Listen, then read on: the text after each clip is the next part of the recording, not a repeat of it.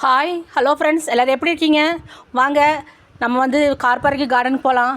நான் வந்து உங்கள் சாய்மிலானிகா அம்மா பேசுகிறேன். வாங்க நம்ம வீடியோக்கு போகலாம். இன்றைக்கி நான் வந்து உங்களுக்கு பாருங்கள், நம்மளோட ரோஜா செடி காட்டுறேன் பாருங்கள். இங்கே பாருங்கள், ரெட் ரோஸ் எப்படி எவ்வளோ அழகாக பெரிய பெரிய பூக்களாக இருக்குது பாருங்கள். அப்புறம் இவங்களை பாருங்க, இவங்க விரிஞ்சு ரொம்ப நாள் ஆச்சு, நல்லா மலர்ந்துட்டாங்க. எப்படி நல்லா ட்ரெட்டாக இருந்தது, இப்போ வந்து லைட் ரோஸ் கலரில் இவங்க மாறிட்டாங்க. இவங்கள பாருங்கள், எவ்வளோ இதழ்கள் பாருங்கள்.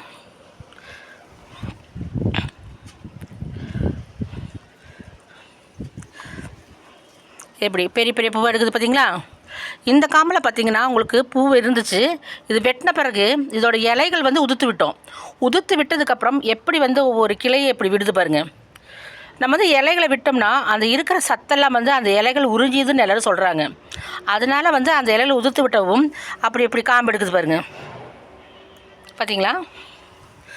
அப்புறம் இந்த ரெட் ரோஸ் பார்த்துட்டிங்களா?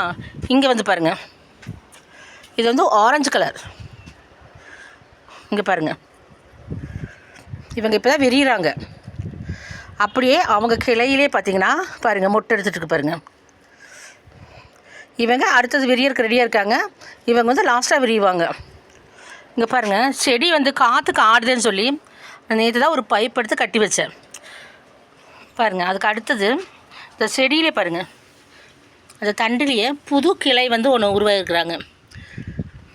எப்படி காற்றுக்கு எப்படி ஆடுது பாருங்கள்.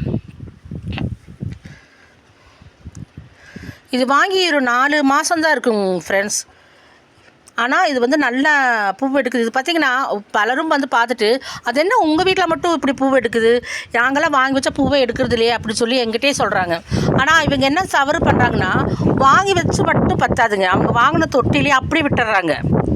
அது மட்டும் பத்தாது, பூ வந்ததுக்கப்புறம் வெட்டி வெட்டி விட்டு அப்படி தண்ணி மட்டும் ஊற்றிட்டு அவங்க பாட்டு போயிடுறாங்க. அப்படி பண்ணக்கூடாது. அதுக்கு வேண்டிய நம்ம உரம், அதுக்கு வேண்டிய உரம் எல்லாம் நம்ம கொடுக்கணும். நம்ம எப்படி சத்தான சாப்பாடு சாப்பிட்றோம், அது மாதிரி செடிகளுக்கும் சத்தான உணவுகள் நம்ம கொடுக்கணும். இப்போ வாங்கிட்டு வந்தபோது சின்ன தொட்டியாக இருந்துச்சு. இப்போ பார்த்திங்கன்னா நாங்கள் பாருங்கள், பெயிண்ட் பக்கெட்டில் வச்சுருக்கோம். அதுக்குன்னு ஒரு பெயிண்ட் பக்கெட் நம்ம ரெடி பண்ணி அதுக்கு மண் நிறைய கொட்டி உரங்கள் போட்டு அது நம்ம நல்லா கலக்கி விட்டு கொஞ்ச நாள் வெயிட் பண்ணி அதுக்கப்புறம் செடிகளை நம்ம ஊனணும். அப்போ ஊனும்போது என்ன ஆகுதுன்னா, நமக்கு இந்த மாதிரி செடி நல்லா தளைஞ்சு நல்ல பூ கொடுக்கும். நம்ம எதிர்பார்க்கறதுக்கு மேலேயே நமக்கு நல்ல பெரிய பெரிய பூ கொடுக்குதுங்க. இங்கே பாருங்கள் எவ்வளோ பெருசாக இருக்குன்னு. இப்போ பார்த்திங்கன்னா இது ஆரஞ்சு, அது ரெட் ரோஸுங்களா. நாங்கள் வந்து இந்த ரோஸ் பாருங்கள், இது வந்து ஒயிட் ரோஸ். இதில் இன்னும் பூக்கள் இன்னும் வந்து முடிஞ்சது. இது ஒயிட் ரோஸுங்க. ஆனால் நீங்கள் இன்னொன்று பார்த்தீங்கன்னா, இந்த 3 ரோஸை நாங்கள் ஒரே நாள் தான் வாங்கணும் சரிங்களா. ஆனால் இந்த 2 ரோஸ் மட்டும் தான் நாங்கள் வந்து மண் போட்டு ரெடி பண்ணி வச்சோம். ஆனால் இந்த செடிக்கு வைக்கிறதுக்கு மண் பத்தலை. ஆனால் இது வைக்கிறதுக்கு லேட் ஆயிடுச்சு. நல்லா வித்தியாசம் பாருங்கள், மண் போட்டு உரம் போட்டு வச்ச செடி எவ்வளோ அழகாக மேலே வந்துருக்குது பாருங்கள். இந்த செடி வைக்கிறதுக்கு லேட் ஆயிடுச்சு. இது வந்து பாருங்கள் அப்படியே இருக்குது பார்த்தீங்கன்னா. இப்போ தான் இவங்க வந்து கொஞ்சம் கொஞ்சம் தளைஞ்சு வர்றாங்க. இங்கே பாருங்கள், இப்போ தான் கொஞ்சம் தளைஞ்சு வராங்க.